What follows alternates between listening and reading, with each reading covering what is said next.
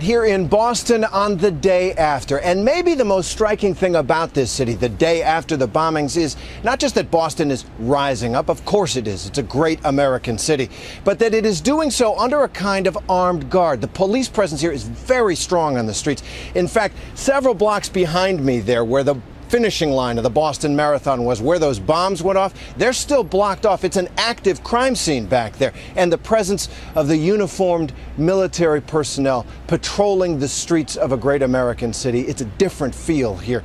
But for most people here and around the country, it was the emotions today. Flags at half staff, and here in Boston, mourning the dead, supporting the survivors, celebrating those life-saving heroes who did so much. They are the focus now. The 3 dead, 8-year-old Martin Richard, a little boy who loved baseball, was at the finish line to cheer on the runners with his family. 29-year-old Crystal Campbell, a steakhouse manager who everyone said gave so much of herself to others. And a Chinese graduate student here in Boston whose family has asked that her name remain private. They're the focus, as well as the investigation into who killed him. And for that, ABC's Brian Ross, chief investigative correspondent, joins us. Brian, what do they know? Well, good evening, Terry. Right now, this is an investigation with great urgency because whoever did it is still at large, and it's not known whether more attacks are planned. Today, there was a great breakthrough. According to the FBI, they have recovered the partial mangled remains of one of the bombs that did not fully explode. And it turns out it's made of a common kitchen item, a pressure cooker. In fact, this exact model, which we bought for $140 tonight, about a half mile from here. But as a bomb, it was packed with wires, an electronic circuit board, tiny ball bearings, and nails, all designed to maim and kill and give maximum damage to its victims. This is what remains of the pressure cooker, turned into a homemade bomb, seen in this FBI crime lab photo obtained by ABC News. It was hidden in a black backpack.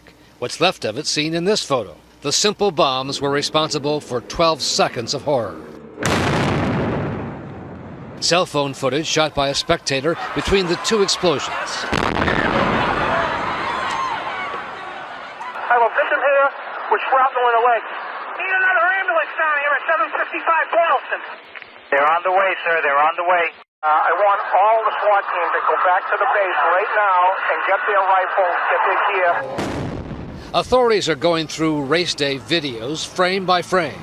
Here, the white smoke seen after the detonation indicates a bomb built with low-velocity explosive mixtures, not the more powerful military grade. They may not have had the resources, as we've seen in other bomb attacks, but they knew how to make the bomb go boom. Experts say the large pieces of metal, as seen here in the air, suggest the bombs might have been concealed in or under a mailbox or trash barrel, as one witness described. I literally saw the garbage barrel explode.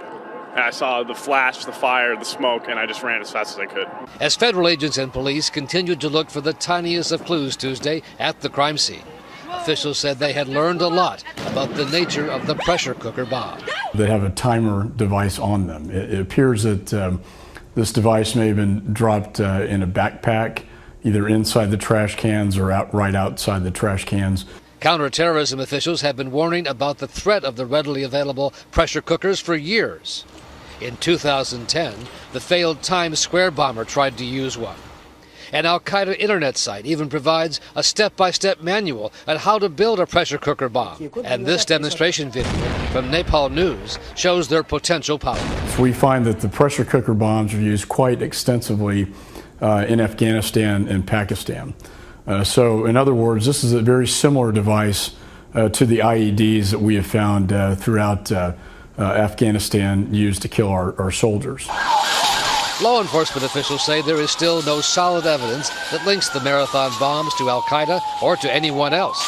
But Tuesday, there was a new plea for help in trying to identify the bomber. Any individual who expressed a desire to target the marathon, suspicious interest in researching how to create explosive devices, the noise of explosions in remote areas prior to yesterday, which may have been used as tests by those responsible for these acts, someone who appeared to be carrying an unusually heavy, dark-colored bag yesterday around the time of the blasts and in the vicinity of the blasts.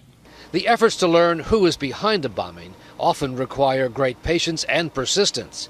It took 3 years, and only after the discovery of a tiny electronic part that authorities learned who was behind the bomb that brought down Pan Am Flight 103. The so-called Unabomber was at large for some 17 years, hiding out in the mountains of Montana in a cabin before a relative finally turned him in.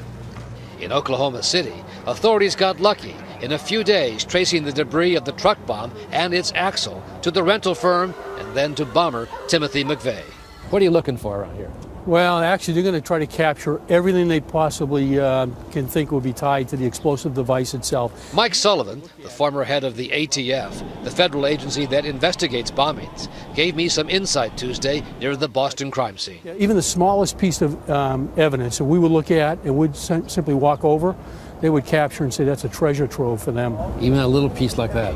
Yeah, critically important. You know, it could be that one piece that might tell them exactly how the device was detonated. And that might be the only piece that's left.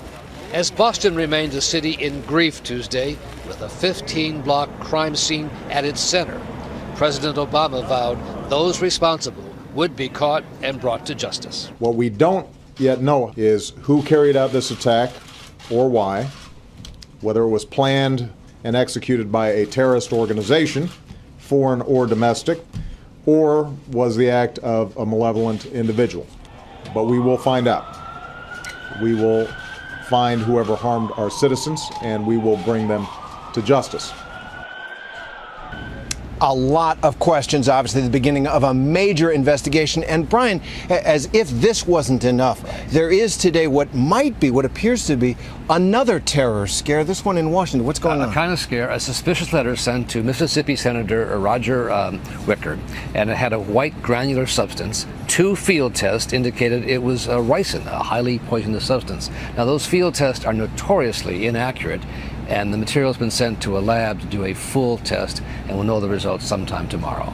But could certainly shake up the delivery of mail at the Senate. It's certainly a shaking up the delivery of mail. At this point, there's no indication at all that's connected to what's been happening here.